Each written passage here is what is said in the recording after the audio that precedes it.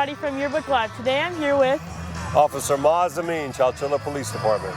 What is your job? Currently I'm a SRO, the School Resource Officer, which means I'm assigned to the high school campus here. So I take care of all the law enforcement, investigative aspects of whatever happens here on campus. In addition to that, I'm also part of what's called ICAC, which is Internet Child Pornography Investigations, as well as crimes against children. So I do about 3 different roles in my current duties. How does someone like this get the job? How do you become a police officer and get this job? So you go through the academy and then you start off as a patrol officer. And then these assignments come up and you either have to interview and put in for them or you get assigned. I was assigned to the SRO role by my chief because I have educational background. I haven't always been a police officer.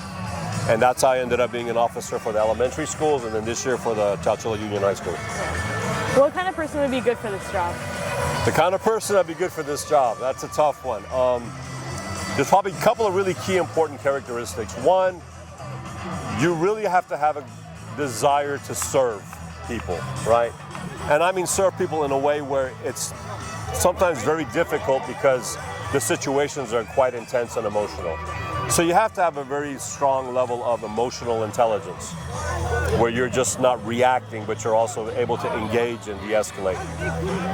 You have to sometimes be willing to take losses. And losses, what I mean is like the outcomes aren't what you expected. So you have to have a lot of resiliency.